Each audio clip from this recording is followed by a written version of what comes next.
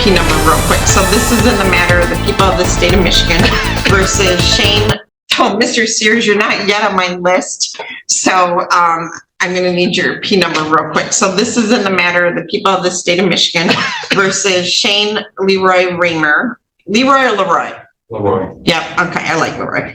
File number 23-21665FH. I have Brenda Underwood, P41009, appearing on behalf of the defendant, and I have Dan Gumto, but state your full name and your P number, please. Your Honor, Nicholas Sears on behalf of people. Nicholas Andrew Sears. I am appearing under Michigan Court Rule 8.120, I believe, which is the observation of waiting for my bar results. Okay, very good. All right, you had your hand up? Yes, I fired her due to misrepresentation. When did you fire her? Over 2 weeks ago. Was that in front of me? No, that was in her office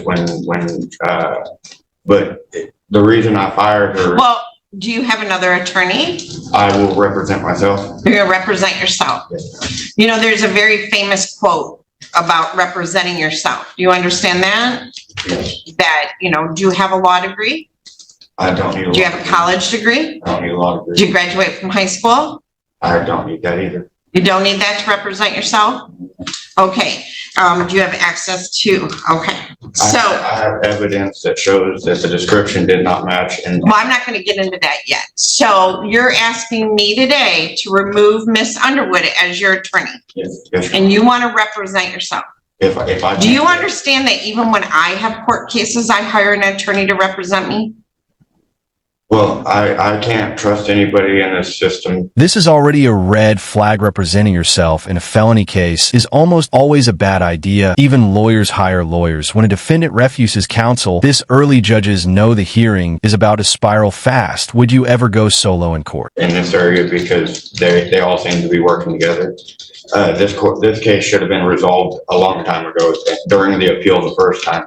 She should have objected when the claim was made that I matched that description 100%. Okay, so Mr. Reamer, part of what you're saying shows to me that you don't quite understand how the court procedures work, okay?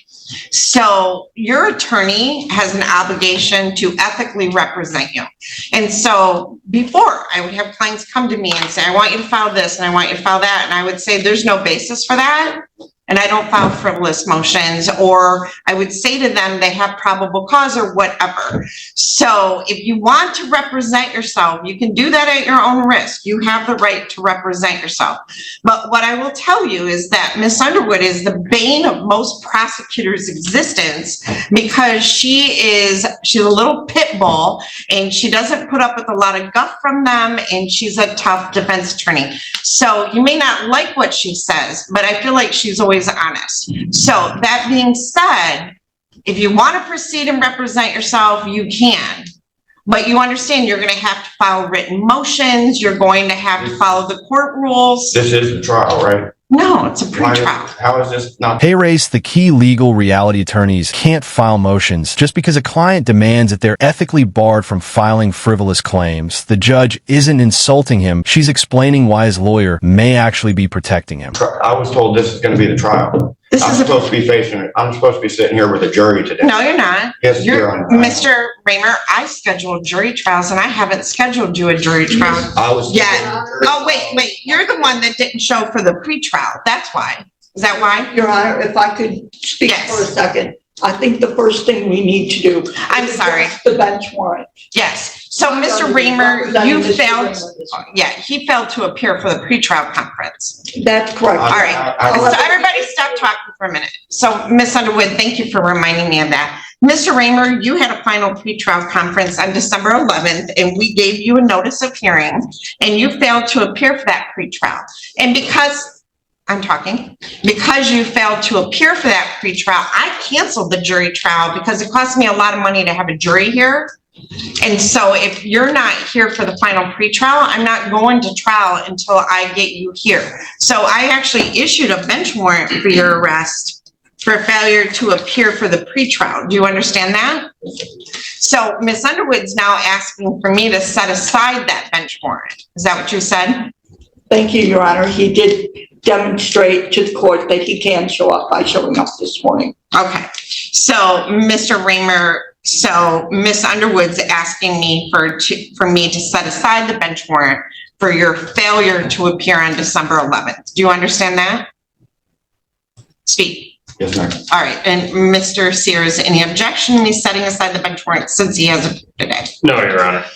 All right, so Mr. Raymer, I will quash that bench warrant. And I'm sorry, I didn't look back to see that this was the original trial date. So that's my procedure. If people don't show up for a pretrial, I set the jury trial as the pretrial, okay? Do you understand that? So that's why Yes or there's no? no jury. Yes or no? I did answer that. So we're recording, so we have to hear you. So you have to speak up really loud, okay? I said yes, ma'am. Louder. Yes, ma'am. Okay, so Mr. Raymer, all right. So Ms. Underwood and Mr. Sears, this is a date and time set for pretrial.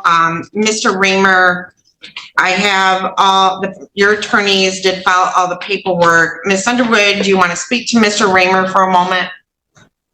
Your Honor, I'm not sure that would do any good. Okay. So If Mr. Raymer would like to speak to me, I am more than happy to speak to Mr. Raymer at this point. So I'm going to quash the bench warrant. Mr. Raymer, if you want to sit down and talk with Ms. Underwood and see if you can meet a common ground, I would highly recommend that. You know, if you want to take 5 minutes or 10 minutes and talk to her, you can do that. She's not been representing me appropriately. All right. So do you understand you don't get another public defender? Well, I fired her and I talked to this man. Are you Mr. Glacier? No, that's Mr. Glazer. Notice how the judge's patience starts thinning right here. The defendant believes confusion equals corruption, but the real issue is simple. He doesn't understand court procedure yet refuses to listen. This is where judges quietly brace for chaos. Who was it that was in the office with us? That was That me. was Mr. Malero. Okay, Mr. Malero and her, why was he in the office when? 'Cause he's- in the, All right. So Mr. Raymer, if you are firing Miss Underwood, or I can grant that, but I don't have the ability to appoint another public defender to represent you. No, They are a separate entity. If I can't get somebody to represent me that's doing the job appropriately, then I will represent myself. Because I can prove that I was not that person that they're claiming. That's what a jury trial's for. Yeah, and when it comes to the jury trial, then I will take care of it there. But I don't need somebody that's not gonna represent me appropriately. Okay, well, I really doubt that she isn't appropriately representing you, but, so Mr. Glazer and Mr. Malaro, he's asking for me to, he's asking to fire Miss Underwood, so, If I may, Your Honor. yes? Your Honor, I vetted Mr. Raymer's claims about Ms. Underwood's representation. My understanding, she conducted a preliminary examination. She also filed a motion to dismiss, I believe, that was heard and ruled on by this court. I've not determined that she's done anything that did not require, or that was not required of her. And so I denied Mr. Raymer's request to appoint a new attorney. For one of the reasons was that a trial date was imminent and it would be almost impossible for any attorney to get up to speed. Ms. Underwood is clearly ready to go to trial in this case. I think, as the court, I think, is aware, Mr. Raymer just doesn't like what he hears. So that is the reason I denied his request to have another attorney appointed in this manner, because Ms. Underwood's doing everything she can do on his behalf. So, Mr. Raymer, I guess I would ask, she held a preliminary exam, which is what you do to dispute the charges, and the judge ruled, whoever heard this, that there was probable cause and bound you over, right? Yes? Yes, Your Honor. And then she filed a motion to dismiss, is that correct? Yes, Your Honor. And I denied that. Yeah, because you was. What else is she supposed to do? You was given false information. All she had to do is object and let it be known that I did not match the description of the person. That's for a jury to decide. No, that's for the. Okay, well, I'm glad that you were trying to explain the law to me. So if you do not want her as your attorney, I will remove her Yes, as your I do not attorney. want her as my attorney. All right, So, Ms. Underwood, you are relieved of your duties. So, Mr. Raymer, you can either hire an attorney or proceed as you are. So I will get another jury trial date. This is huge. Missing a final pretrial isn't a minor mistake. It cost the court real money and time. That bench warrant wasn't personal. It was procedural. Many defendants don't realize how unforgiving court schedules truly are. Mr. Raymer, you will need to file with the court jury instructions and voir dire questions, and those are going to need to be filed by a certain date. And how do I go about doing that? I can't tell you because I can't give legal advice. That's why you had an attorney. So you're going to have to figure that out on your own. Okay, well. I can't give you legal advice as a judge. That's all right. That's what Miss Underwood was for. But she wasn't doing her job. She did do her job. No, she But failed. I'm not going to argue with Mr. Raymer. So Miss Adams, I'm looking for a trial date. Judge, you want me to find the first available? He's not in custody. It's a one-day trial, so sure, but he's not in custody, so. First available is April 22nd at 9 a.m. Does that work for you, Mr. Sears? Your Honor, that does work for the people. All right, does that work for you? Okay, so I'm going to set trial for April 22nd of 2025 at 9 a.m. And I'm going to set a final pre-trial for Miss Adams. Do I have April 9 available? Yes, Judge. So a final pre-trial for April 9 at 8:30 a.m. So was there a plea offer made in this file, Mr. Sears? Your Honor, yes, there was. Would you like me to place what the offer was? I always do, yes. I keep that in my file. Thank you. Your Honor. You're not on this file anymore. Thank you. Just 1 second while my computer. It is slow, Your Honor. It looks like the final plea offer provided from my office was 2 counts of an attempted RMO. All right, so Mr. Raymer, do you understand the plea offer was to plead to 2 misdemeanors? Yes, sure. Okay, so those are 1-year misdemeanors, so it'd be 2 1-year misdemeanors in lieu of the 5-year felony, because you have, 4-year felony, police officer assaulting and resisting causing injury, and you have 2 2-year felonies for police officer assaulting, resisting, and obstructing, and 1 misdemeanor for disorderly person. Are there any body cams? Were those provided to Mr. Raymer? Yes, I believe a discovery was sent to obviously the public defenders. Okay. If you would. This might be the most damaging moment for the defendant. The supervising attorney confirms the public defender did everything correctly at this point. The record shows the problem isn't representation, it's expectations versus reality. Obviously, you would need any additional body cams or discovery. We would ask that Mr. Raymer come to the prosecutor's office and receive any discovery that he would want in person. Call ahead and they can get it. Okay.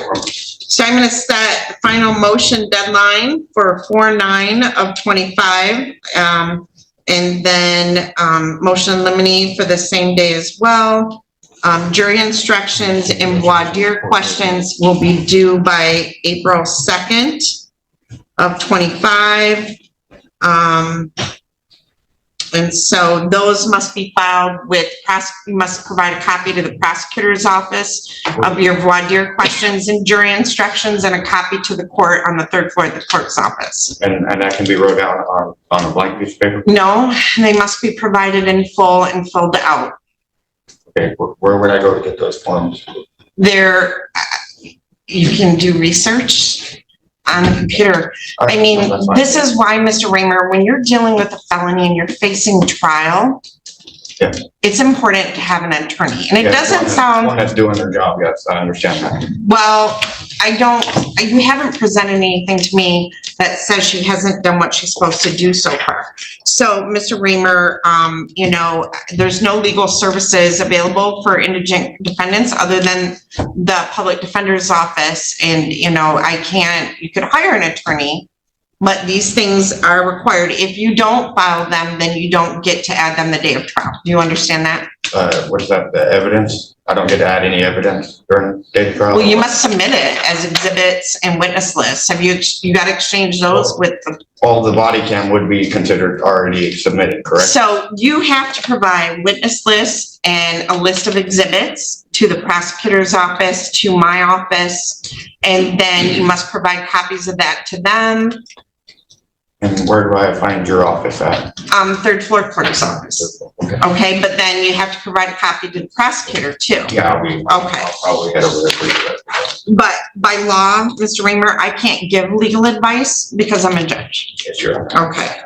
So, Ms. Adams, could I please get a copy of this from Mr. Reamer? And I'm gonna put little asterisks. Do you want Mr. Reamer's file?